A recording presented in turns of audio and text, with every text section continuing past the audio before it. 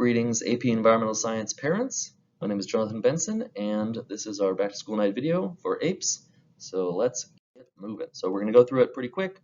We got limited time, agenda. I'll go through some brief introduction and background on myself, hit some syllabus highlights, talk about the Zoom expectations, available resources for support, and then some contact information if you or your students have any questions.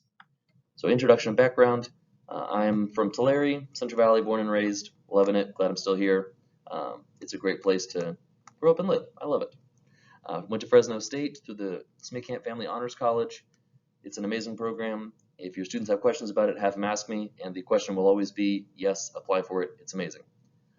Good program, and it beats the heck out of paying for school. So it's my 4th year at Clovis North, 3rd year teaching honors biology and AP environmental science, and it's kind of a dream. I love what I do. I'm an outdoors aficionado. Anything outdoors, I love to do it. Hiking, camping, backpacking, paddleboarding, whatever it is, I like to do it. If your students want to know information, especially about local hikes, I can definitely share that with them. I've told a few students already this year about good hikes to go on. It's a great activity, especially right now. Get outside, get some activity. Syllabus highlights, so some resources to be aware of. Number one, they always have to be on Google Classroom. So that's kind of the place where everything is housed. That's where everything is going to be. All their assignments are submitted, with the exception of some stuff on AP Classroom. So that's actually a website put together by College Board that I'll have students signing up for over the next few weeks. And on that website, there's AP released questions, really good practice for them for answering those AP level questions. And I can grade them in that program as well. So it's a really good place to get some good feedback. One last resource here to note is the prep book. So if your students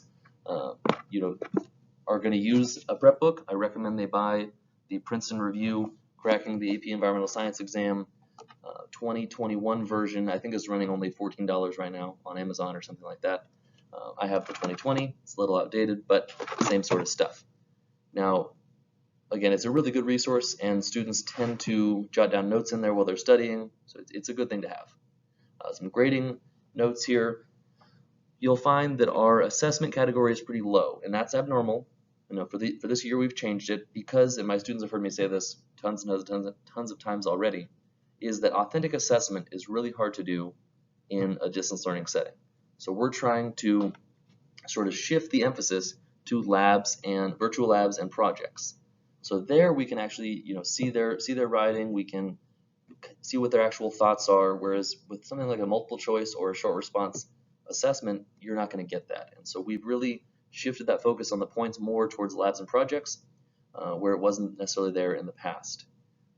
Now, we also added a new category called interactive notes, so we'll start practicing with these over the next couple weeks as well. And when I give students something like a very detailed PowerPoint or a scientific article, they'll be required to read through that and take notes, add in diagrams. It's not your typical just write down the definitions notes.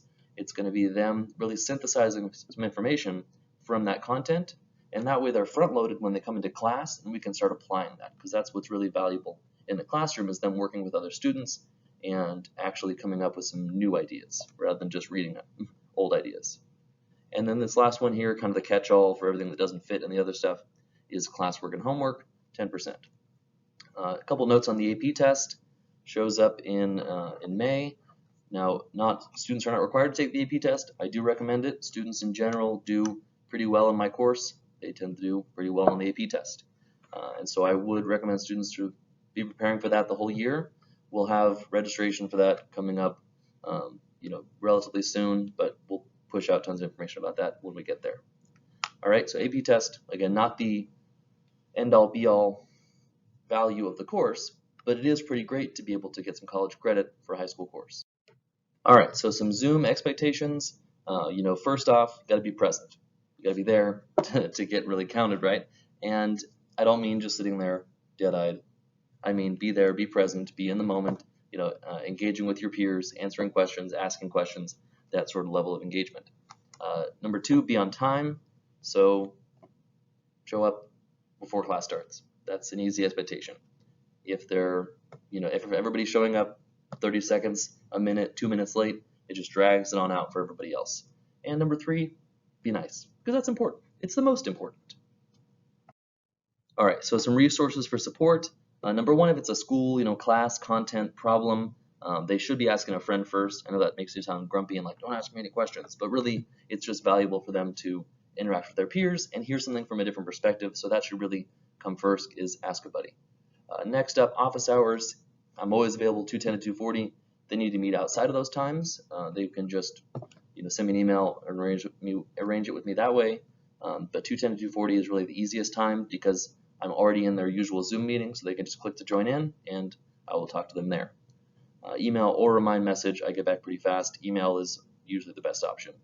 Personal problems, students run into challenges, issues, whatever it is that they need help with, I'm happy to help with any issue that they may have. And I can also get them connected to, better resources in the case that it's something that, maybe I'm not necessarily most qualified to deal with it, okay? But I can always help them in some way. Technology problems, if, I can't solve it, they should be calling 327-9595. That is CUSD Tech Services, so 327-9595. And finally, contact information, and I say this to all my classes, students should make the first contact. And that's not just because I'm like, oh, parents, leave me alone. What I mean by that is that's a valuable skill, and students should have the confidence and ability to reach out and ask for help when they need it. If it's something super serious or egregious, of course, please parents talk to me directly. But if it's just something for an assignment or something like that, students should make that contact first. Good training for adult life and college. Email is always the best way to get in contact with me. Jonathan Btsn at CUSD.com. Don't forget that first H. So thanks, Dad, for that weird spelling.